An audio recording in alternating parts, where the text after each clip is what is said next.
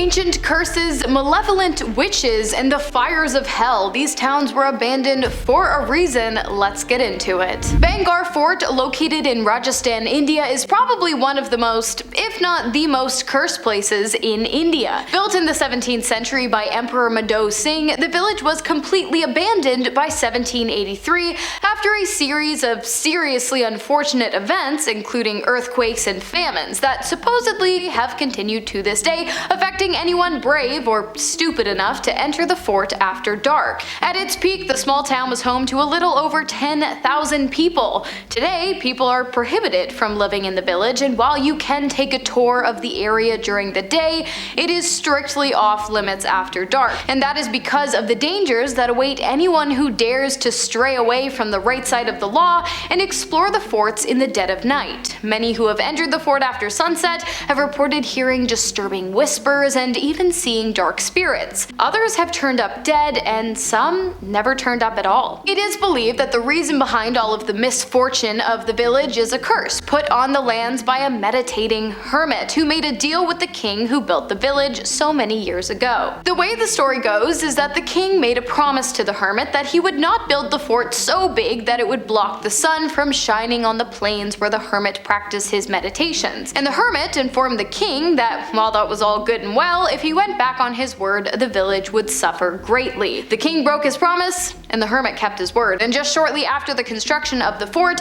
a devastating earthquake hit the village, causing its people and the people from 83 surrounding villages to vanish overnight. Also located in Rajasthan is the cursed town of Kuldhara, which was abandoned around 200 years ago in 1825. While some people believe it to be one of the villages affected by the hermit's curse, many claim that the village suffered from its own curse placed on it by the former inhabitants of the area. You see, at one time, Kuldhara was known for its ability to support crops in abundance despite its dry agriculture. For many years, the village prospered and the townsfolk lived happily, enjoying the bounties of their labors. And then Prime Minister Salem Singh arrived. He took one look around the town and decided that he was going to marry one of the villagers, a beautiful young woman who he claimed he would take as a bride by any means necessary, including force. He also warned the other villagers that any attempts to protect the girl from his grasp would result in some pretty grave consequences suffered by the lands of Kuldhara. Well, it seems as though the villagers agreed with his sentiment. They rescued the young woman Salem Singh had planned to marry and then cursed the lands to be barren and incapable of bearing crops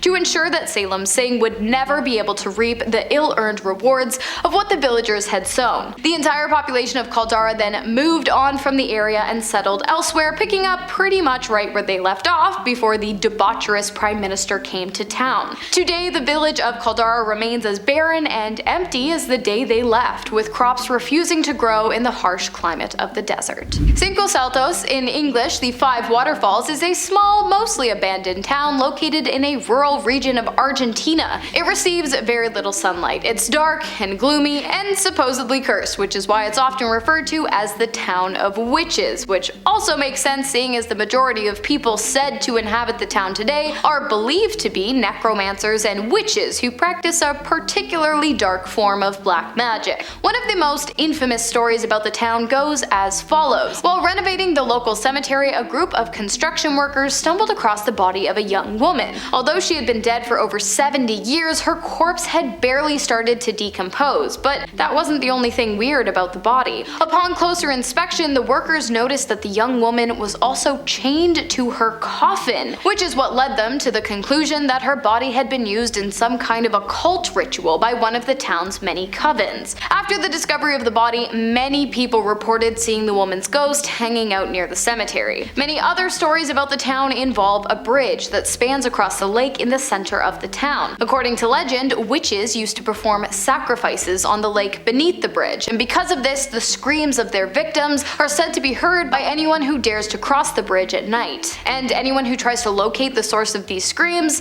ultimately comes up unharmed but empty-handed. The small town of Bara-Hack, also known as the Village of Ghostly Voices, located in Pomfret, Connecticut, was founded by a pair of Welsh families from Rhode Island back in 1780. The habitation of the village was relatively short-lived, as in 1890, just 110 years after it was founded, it was abandoned, left completely empty in what is today known as the quiet corner of northeastern Connecticut. All that is left of the village today are scattered ruins and the local cemetery, which somehow remains intact. It's not uncommon for those visiting the grounds to hear the sounds of disembodied voices believed to belong to the village's former residents, along with the sounds of horses, dogs, and pigs, despite there being none of those animals left in the area. Many people have also reported seeing floating orbs surrounding the cemetery, and one man, paranormal researcher Paul Eno, even reported seeing the face of a bearded man floating above one of the headstones. While some people believe the town fell due to a crumbling economy, many more believe that Bara-Hack was actually cursed, and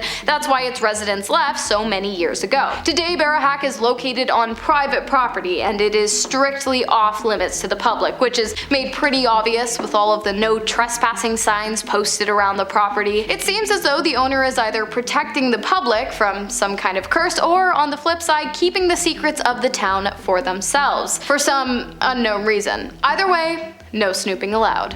Jazirah Al Hamra is an abandoned fishing village located on the northeastern tip of the United Arab Emirates. At one point in time, prior to the 1960s, the town was actually quite lively, filled with prosperous individuals, livestock, and humble homes, some of which date all the way back to ancient times. As the village developed, more and more people flooded in. The coastal village became home to Portuguese traders, Persian immigrants, and even British officials. At its peak in the 1830s, the village is said to have had a population of up to 4,000 plus people, many of which worked in the local lucrative pearl trade. The village was abandoned in 1968 after rumors began to circulate that it was either cursed or haunted. Not only that, but it was considered dangerous, as it's believed by many that the village is now overrun by jinns, invisible malevolent spirits that inhabit the earth, negatively influence mankind, and enjoy snacking on human flesh. You know what, I really don't blame the people of Jazirah Al Hamra for leaving. It was probably the right choice. And finally, we have Centralia, Pennsylvania, because what is more cursed than a town that is perpetually on fire? In May of 1962, a fire broke out in one of the coal mines underneath the town, a fire that spread throughout all of the town's underground tunnels, and that is still burning to this day. Believe it or not though, it wasn't until 20 years after the fire started that the town was evacuated and abandoned. And concerns only begun in 1976, 17 years after the fire broke out, when a local gas station owner reported that the temperature of the gas he was storing below ground was reaching alarmingly high temperatures of 77 degrees Celsius, 172 degrees Fahrenheit. The residents of the town finally left in 1982 after a sinkhole opened up, consumed a resident, and then began spewing out lethal amounts of carbon monoxide. Luckily, the resident was rescued, but at this point, the town was a goner. Now, while Centralia is considered to be abandoned, a 2023 census revealed that there are actually 4 residents still living on the outskirts who refuse to leave despite multiple warnings and multiple offers of compensation in exchange for relocation. I guess for some people, there really is no place like home. Alright you guys, I hope you had fun. Cheers!